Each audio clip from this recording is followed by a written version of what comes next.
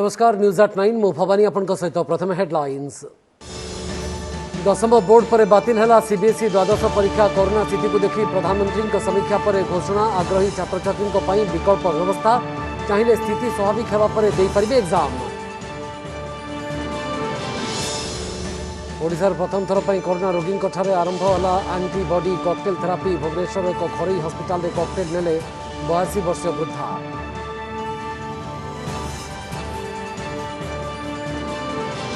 टीकार अभाव भितर आशा देखाइले ICMR DG. December सुधा सबु योग्यों को मिल कोविड कवच। बटे मेर घातक रूप पर आश्वस्ति आणिला जून पहला दिन ट्रेंड। 14 दिन पर 1.5 लाख तलू खसला दैनिक संक्रमण।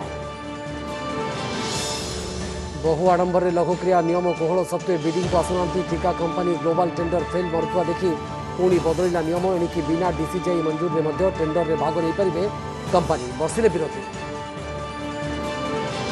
कोरोना काल में मौसुमी को भल खबर। एवर्ष देश में स्वाभाविक वर्षार पूर्वानुमान कला पाणीपाग विभाग। आईएमडी डीजी सूचना दिनक पर केरल छुईपारे दक्षिण पश्चिम मौसुमी वायु।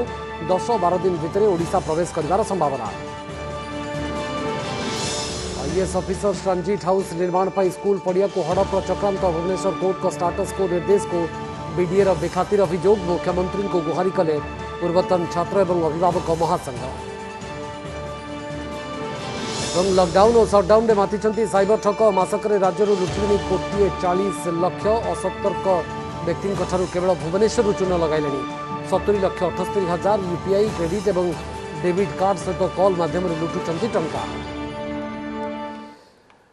बातिल है सीबीएसई द्वादश परीक्षा। देशर कोरोना स्थिति को देखि बातिल घोषणा करिसेंती सरकार। प्रधानमंत्री नरेंद्र मोदी अध्यक्षता में आज बसिथिबा बैठक में यही बड़ घोषणा करा जायछि। आज सीबीएसई द्वादश परीक्षा नहीं समीक्षा करथिले प्रधानमंत्री। एही बैठक में वरिष्ठ मंत्री सचिव माने मध्ये उपस्थित थिले। परीक्षा बातिल करा जिवो कि नहीं तापर आलोचना करा जायतिला। प्रधानमंत्री समीक्षा पर बातिल घोषणा होईछि परीक्षा। पूर्व कोविड संक्रमण दृष्टि परीक्षा को स्थगित रखा जायतिला। सेपटे परीक्षा बातिल होइतरे मध्ये पिलांक पई विकल्प व्यवस्था मध्ये करा जायछि। जो छात्र छात्री चाहिए से परीक्षा दे पारिबे बोली केंद्र सरकार कहिसंती। कोरोना स्थिति देश में सुधुरले आग्रही छात्र छात्री परीक्षा दे पारिबे। जो माने चाहिए से परीक्षा देवार व्यवस्था करा जिवो। रिजल्ट प्रकाश करने को उचित व्यवस्था करा जिवो। निर्धारित समय सबुकिछि को विचार को नहीं रिजल्ट प्रकाश पाइबो बोली सरकार कहिसंती। गतकाली परीक्षा हेबो कि नहीं सुप्रीम कोर्ट रे एने संक्रांत एक मामलार शुणाणी होइतला। इस शुणाणी में परीक्षा बाबद 2 दिन में केंद्र सरकार निष्पत्ति नेबे बोली अटॉर्नी जनरल कोर्ट को अवगत कराइथिले।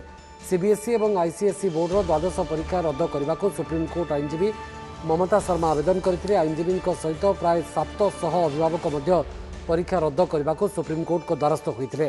पूर्व सीबीएसई दशम बोर्ड परीक्षा मध्य बातिल होइछि। सीबीएसई परीक्षा बातिल पर प्रधानमंत्री नरेंद्र मोदी ट्वीट करिसेंती। से कहिसेंती जे पिलांको सुरक्षा और स्वास्थ्य होइछि गुरुत्वपूर्ण। एने कौनसी प्रकार सालिश करा जाई परिबो नाही। पिला अभिभावकों मध्य लगी रही द्वंद्वर समाप्ति होगा दरकार। एभली स्थिति में पिलांको परीक्षा पाई बाध्य करा जाई परिबो नाही।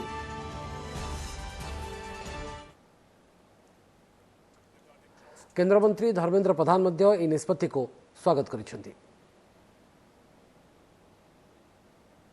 जदिओ कोरोना आज देश में नियंत्रित होबार लगी या समस्ते मिसिकी संभाळिबा कामर लगी संभाळुची तापरे भी देशर भविष्य को कौन सी असुरक्षा न पकेबा पाई आज निजे प्रधानमंत्री प्रकार एक संवेदनशील निष्पत्ति नहीं।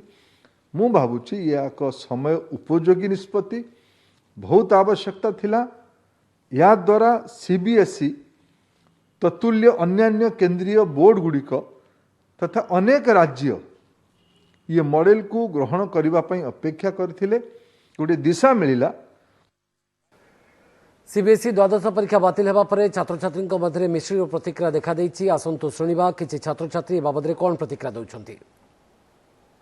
11th रे मु जेमती मार्क रखिथिली 12 रे टिके अधिका भाबुतिली रखिया पई किन देखला आलु आज संध्या मु जतल न्यूज़ देखला आलु एग्जाम कैंसल तो बहुत दुख लगिला। तो आमे भी घरे थिलु आमे ऑनलाइन भी दे पातंतो किंतु सेटा आमे बहुत प्रिपेयर हेतिलु माने मास धरि प्रिपेयर हेतिलु तो देखिला आज जो संध्या सांगे सांगे कैंसल हो गला भारी दुख लगे। ठीक भी हुआ है, गलत भी हुआ है। एक्चुअली हमारा मतलब इतना सारा प्रिपरेशन किया वो भी वेस्ट गया है, बट एक सेफ्टी के मेजर से देखा जाए तो ये हमारे लिए ठीक भी है। अभी जैसे जो हमारा प्रैक्टिकल हुआ है और उसके अर्लियर जितने भी टेस्ट वगैरह हुए थे सारे, तो उसके अकॉर्डिंगली अगर पास कर दिया जाए तो वो बेटर होगा, या फिर कोई ऑनलाइन एग्जाम्स भी ट्राई कर सकते हैं, ऐसा कुछ अलग क्राइटेरिया देख करके। मेरे हिसाब से एग्ज़ाम कैंसिल हो गई, ये बहुत अच्छी बात है, क्योंकि हमारी हेल्थ सबसे फर्स्ट प्रायोरिटी पे आती है और इंटरनल असेसमेंट के बेसिस पे हमारे मार्क्स लग सकते हैं और काफ़ी हमारे प्रैक्टिकल्स वगैरह हुए हैं उन पे भी लग सकते हैं, हम प्रमोट हो सकते हैं आगे। हमारा काफ़ी प्रेशर बढ़ चुका था और अब हमें एक अच्छी न्यूज़ मिली है। मेरा तो ये कहना है कि ये अच्छा नहीं हुआ है, क्योंकि हमारी प्रिपरेशन जो पिछले बहुत टाइम से चल रही है ये सब एक तरह से वेस्ट ही हो गई हमारे लिए।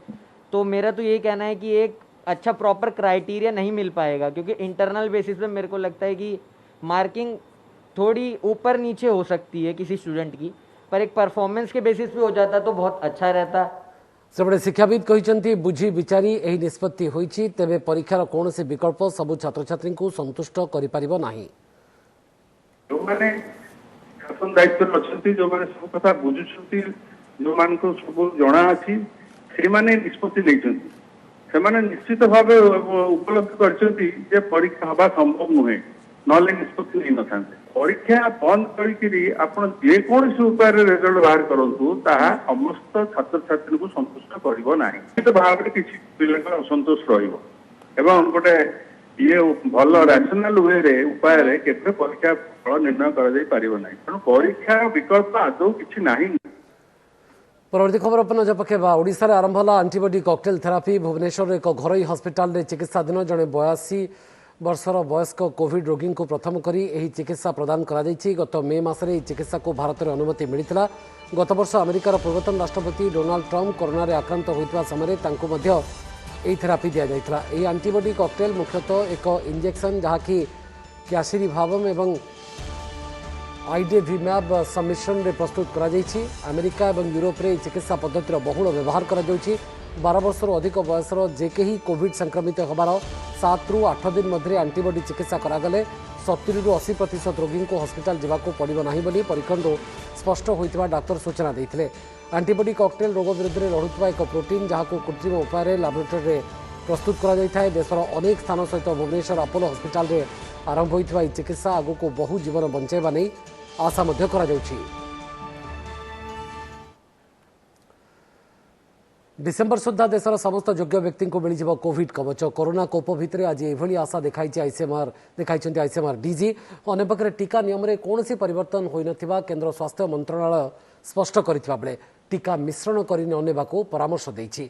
अर्थात प्रथम डोज जो कंपानी नहीं द्वितीय डोज से कंपानी नेबे।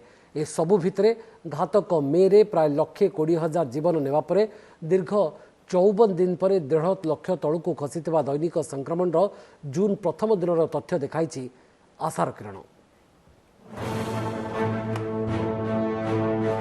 देश में कोविड टीकार अभाव नहीं चलता तर्क वितर्क भितर आईसीएमआर महानिर्देशकों भरोसा डिसेम्बर सुधा समस्त योग्य व्यक्ति टीकाकरण संपूर्ण होती आईसीएमआर डीजी बलराम भार्गव। जुलाई मध्य किंबा अगस्त सुधा देश में दैनिक 1 कोटी लोकों टीका देवा पर्याप्त डोज उपलब्ध हेबो बोली से सूचना देछंती। भार्गव कहते दुनिया रे टीका उत्पादन करुथबा 5टी देश मध्यरु भारत अन्यतम। टीका उत्पादन हेउथिबारु टीका मिलिबारे असुविधा रहिबो नाही। तेबे विशाल जनसंख्या विशिष्ट देश में समस्तंकु टीका देबाकु समय लागिबो बोली से कहछंती। सेही भली स्वास्थ्य मंत्रालय पक्षरु कुहा जायछि जे वैक्सीन प्रदान प्रोटोकॉल रे कोनोसे परिवर्तन हेबो नाही। कोविशील्ड प्रथम डोज नेबार 12 सप्ताह परे ही द्वितीय डोज दियाजिबो। कोवैक्सीन कार्यसूची रे भी किछि परिवर्तन होई नथिबा स्वास्थ्य मंत्रालय पक्षरु स्पष्ट करा जायछि। अन्यपटे मिश्रण टीका को नै जोर धरिथिबा चर्चा भितरे नीति आयोग सदस्य डाक्टर वीके पॉल परामर्श दैछंती जे जेउ टीका प्रथम डोज नैछंती सेही टीका द्वितीय डोज नियंतु। टीका आदौ मिश्रण करंतु नाही ओ एथिपाई वैज्ञानिकंक अनुमति नाही बोली से स्पष्ट करिछंती। There is no shortage of vaccine. The shortage is what you feel if you want to vaccinate the country within a month. By the middle of the year or early July or in middle of July or early August, we will have more than enough doses to vaccinate up to 1 crore per day. And that is what our purpose is, to cover the entire population by December, which we should be able to do. There is no mixing of vaccines. तो हमारा schedule बिल्कुल साफ है. Covaxin मिला है आज, तो अगली बार भी आपको कोवैक्सीन लेना है. कोविशील्ड आपकी फर्स्ट डोज है, सेकंड डोज भी कोविशील्ड होगी. This is our SOP. Please stick to this. एपटे देश में आज आसीथिबा दैनिक संक्रमण और मृत्यु संख्या देखाइछि नुआ आशा आनिछि आश्वस्ति. मे मासरे सुनामी भली माड़ी आसीथिबा महामारी रे जून पहिलारू सुधार स्थिति परिलक्षित होईछि. कारण गत 24 घंटारे चिन्हट होइछंती 1,27,510 संक्रमित, जहाँकि गत 54 दिन में सर्वनिम्न दैनिक संक्रमण. सेहिभଳି दीर्घ 34 दिन पर दैनिक मृत्यु संख्या मध्य 3,000 तलकू खसीछि. देश में एबे 18,95,520 सक्रिय मामला रही. 43 दिन पर एक्टिव केस 20 लाख तलकू ह्रास पाइथिबा जणा पड़िछि. दैनिक पॉजिटिव हार भी 6.62 को ह्रास पाइछि.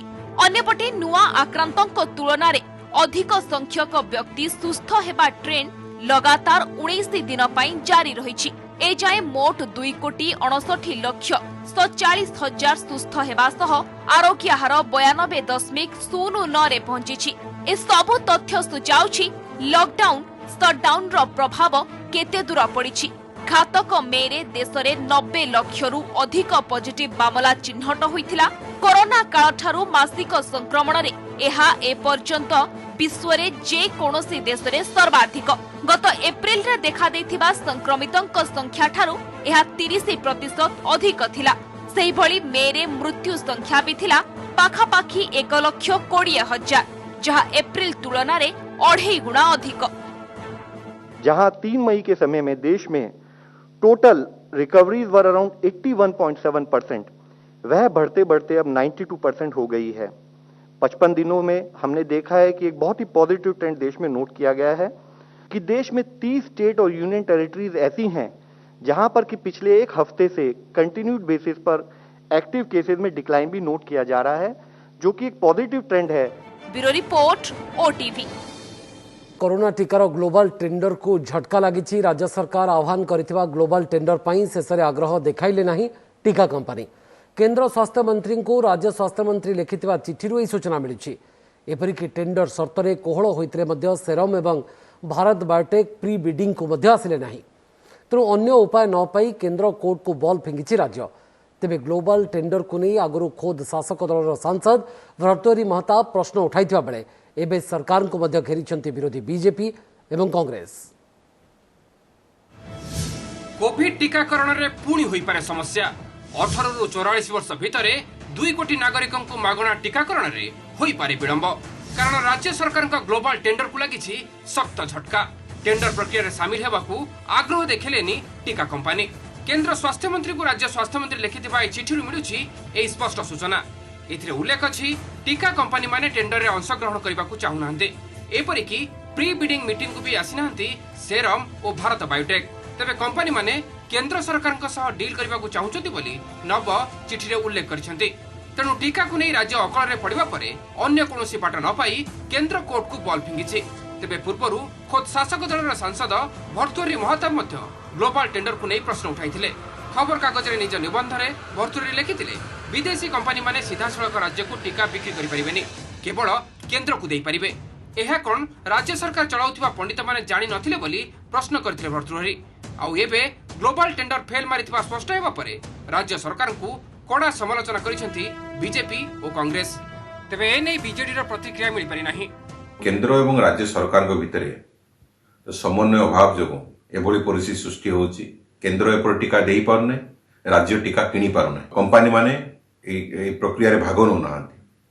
एणुकरी सरकार संपूर्ण रूपे विफल होइचंती. 25% टीका पाई राज्य सरकार ताकू जो भली भाव में ताकू राजनैतिकरण करवा ग्लोबल टेंडर करूँ आम निज खर्च रे करूँ ये सब जो भली भाव में टीकाकरण सुरुखुर रे हबो से व्यवस्था पर चिंता करंतु एवं सबु कथा को हाथ टेकी दबार जो प्रक्रिया बंद करंतु जे आगामी डिसेम्बर सुधा 260 कोटी डोज टीका भारत वर्ष रे समस्त नागरिकों को प्रतिटी नागरिकों को भारत वर्ष रे टीकाकरण करा 18 रु 44 वर्ष बयसर प्राय 2 कोटी नागरिकों को मागणारे टीका देवा घोषणा सह परवर्ती समय रे टीका आनिबा ग्लोबल टेंडर आह्वान करथिले राज्य सरकार।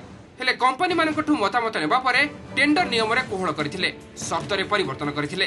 ता सत्ते भी कंपनी का अनाग्रह देखि टेंडर को आहुरी सप्ताहे अर्थात जून 4 तारिख जाई बढ़ाइछन्ति। हेले एठी प्रश्न उठुछि अन्य राज्य रे ग्लोबल टेंडर को सफलता मिल नथिला बेले ओडिशा सरकार काहे की प्रक्रिया को गले। उत्पादनकारी कंपनी माने आवश्यकता अनुसार टीका जोगाई पारुनथिला बेले सेमाने टेंडर रे काहे की शामिल होंते। ग्लोबल टेंडर तुच्छा बाहाबा सौंटिबार उद्यम नथिला त ए सब प्रश्न सह टीकाकरण राज्य रे आगो को केमिति बढ़िबो ताकू नै भी प्रश्न उठिछि। भारत बायोटेक एवं सीरम इंस्टीट्यूट से माने अन्य जगह में टीका प्रोडक्शन करिया पे तांको राज्य सरकार माने केंद्र सरकार तांको उत्साहित करबा उचित। 6टी टीका तैयारी चारिछि भारत वर्ष रे जोटा के काडिला करूचंती एवं बायोलॉजिकल इवेंट्स करूचंती ए भलिया कंपनी करूचंती सेमान को त्वरान्वित करबा पड़िबो एवं सेमान को उत्साहित करिया पड़े सेमान आउ टीका तैयारी करंतु। सेपटे दुर्गम पहाड़िया अंचल रे ऑनलाइन बदल रे स्पॉट पंजीकरण और युक्त 2 छात्र छात्री और सेमानक परिवार को राज्य सरकार प्राथमिकता भित्तिरे टीकाकरण रे शामिल करबा को चाहुथिबारु नियम रे कोहळ करबा को दाबी रखिछन्ति स्वास्थ्य मंत्री। हेले स्वास्थ्य मंत्री के चिठी उपरे केंद्रर अभिमुख्य कोन रहउछि ता उपरे नजर। कटक विश्वजित आचार्य, झारसुगुड़ा भागीरथी साहू और भुवनेश्वर जगदीश दास का हरिहर चांद का रिपोर्ट ओटीवी। एपटे ग्लोबल टेंडर फेल मारुवा देखि पुणी बदलना नियम एणिकी बिना डीसीजीआई मंजूरी रे टेंडर रे भाग नहीं पारे कंपनी। टीका उत्पादनकारी को आकर्षित करने को ग्लोबल टेंडर नियम रे संशोधन सहित शर्त कोहଳ करिसेंति राज्य सरकार। पूर्व बिडिंग रे भाग नेबा को डीसीजीआई मंजूरी जरूरी थिला, किंतु एबे बिना डीसीजीआई मंजूरी रे कंपनी बिडिंग रे भाग नहीं पारे बोली कहिसेंति राज्य सरकार। निज देशर नीति निर्धारण संस्था मंजूरी करथिले बिडिंग को आसी पारिबे बोली कहा जायछि। तेबे बिडिंग परे टीका किणा समय किंतु डीसीजीआई अनुमति दरकार। नियम रे संशोधन नहीं राज्य औषध निगम एमडी पक्षर एक विज्ञप्ति जारी करा जायछि। ए वर्ष देश में स्वाभाविक रहिबो मौसुमी वर्षा एभली पूर्वानुमान करिछि भारतीय पाणीपाग विभाग। जून रु सेप्टेम्बर मध्य देश में 101% वर्षा होई पारे बोली पाणीपाग विभाग आकलन करिछि। सारा देश में स्वाभाविक मौसुमी रहिले मध्य उत्तर पूर्वांचल राज्य गुड़िकर स्वाभाविक ठारू कम वर्षा होब बोली आकलन करा जायछि। केंद्र भारत में स्वाभाविक ठारू अधिक वर्षा होबार संभावना रही। सेहीपरि दिनक परे अर्थात जून 3 तारिख में केरल छुई पारे मौसुमी। एबे दक्षिण पश्चिम मौसुमी श्रीलंका रे पहुंची जाइछि। 3 तारिख सुधा केरल में पहुंची जाई पारे बोली पूर्वानुमान करिसेंति आईएमडी डीजी मृत्युंजय महापात्र। ओडिशा को केबे छुईबो से नै 5 दिन पूर्व सूचना दिया जाउ बोली आईएमडी डीजी कहिसेंति। ओडिशा रे मौसुमी वायु साधारणतः 10 तारिख 12 तारिख मध्य प्रवेश करि थाए। 1 तारिख रे यह केरल उपकूल को छुई थाए। एपर्यंत यह केरल उपकूल को आसी नाही। आम पूर्वानुमान करूँ जे केरल उपकूल को यह 3 तारिख पाखापाखि आसी पारे। ओडिशा रे मध्य यही जून रु सेप्टेम्बर मध्य होउथिबा हाराहारी वार्षिक वृष्टिपात स्वाभाविक रहिबो बोली पूर्वानुमान करा जायछि। नमस्कार, मु पूजा। मोर विश्वास आपनकु ए वीडियोटी भल लागिथिबो। आमको लाइक, शेयर और सब्सक्राइब करने को भूलंतुनी। लेटेस्ट अपडेट पाई देखुथांतु ओटीवी।